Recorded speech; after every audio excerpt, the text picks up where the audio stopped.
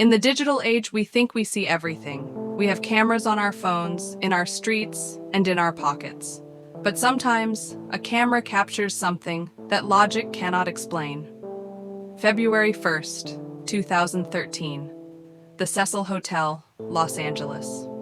This grainy security footage is the last verified sighting of 21-year-old student Elisa Lam. It has been analyzed by the FBI, by body language experts, and by millions of internet sleuths. And yet, 12 years later, nobody can agree on what is happening in this video. Is she hiding from a stalker? Is she having a mental breakdown? Or, as some theorists believe, was she playing a game? A game that opens doors that are supposed to stay shut.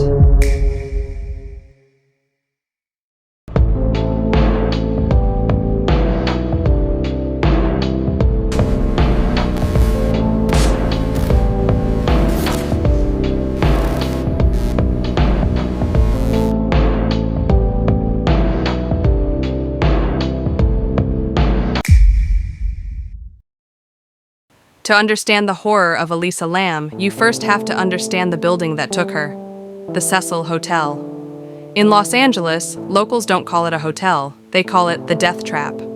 Since it opened in 1927, the Cecil has been home to at least 16 unnatural deaths. It's where the Night Stalker, Richard Ramirez, lived during his killing spree in the 80s. He would return to the hotel covered in blood, and nobody would say a word. It's where another serial killer, Jack Unterweger, strangled 3 women in his room. People say the building holds negative energy, like a battery. When Elisa checked in on January 26th, she was happy. She was calling her parents every day. But within 48 hours of entering the Cecil, her behavior changed. She was moved from a shared room to a private room because her roommates said she was acting strange, isolated, alone, in a building known for eating people alive. Let's go back to the tape. This is the moment that birthed the internet legend. Watch her fingers. She doesn't just hit random floors. She presses a specific sequence. Middle row, top row, bottom. There is an urban legend that originated in Korea called the elevator game. The rules are precise. You must be in a building at least 10 stories high. You must be alone, and you must visit the floors in a specific order. 4, 2, 6, 2, 10, 5. If you do it correctly, the legend says that on the 5th floor, a woman will enter the elevator. You must not look at her. You must not speak to her. She is not human. If you ignore her, the elevator will take you to the 10th floor, into a shadow dimension. Look at Elisa's hands. She isn't speaking. She is gesturing. It looks like she is swimming through the air. Theorists believe she had reached the other side. She wasn't talking to a ghost. She was sensing the atmosphere of a dimension that shouldn't exist. And notice the door. For nearly 2 minutes, it refuses to close. Why? Unless something was standing there, holding it open. Elisa vanished that night. For 2 weeks, the police searched everywhere with dogs. They found nothing. But the guests at the hotel started to notice something wrong. The water pressure dropped. The water turned black, and it had a strange, sweet taste. On February 19th, a maintenance worker went to the roof to check the 4 main water tanks. He climbed up, opened the hatch, and looked inside. Elisa was there, floating face up. Her clothes were stripped off. This is where the official story falls apart. Police ruled it an accident. They said she climbed in herself, but the tank is 10 feet tall. There was no ladder found at the scene. And the lid?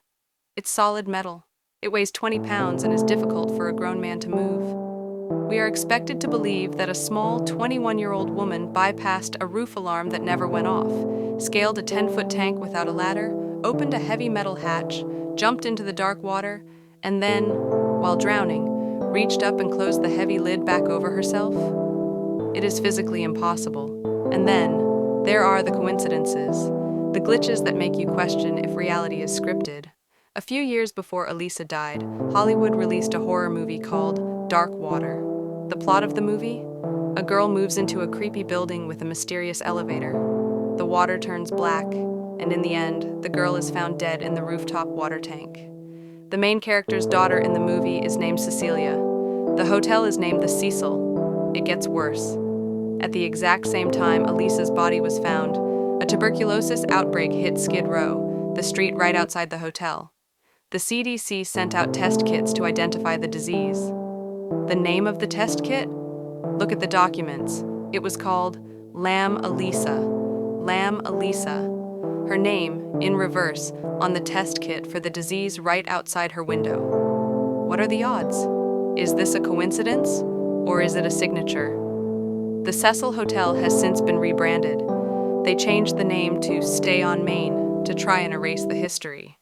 But you can't erase a haunting. The water tank is still there. The elevator is still there. Some doors are not meant to be opened, and some games are not meant to be played. This has been Archive 21. Subscribe to enter the files.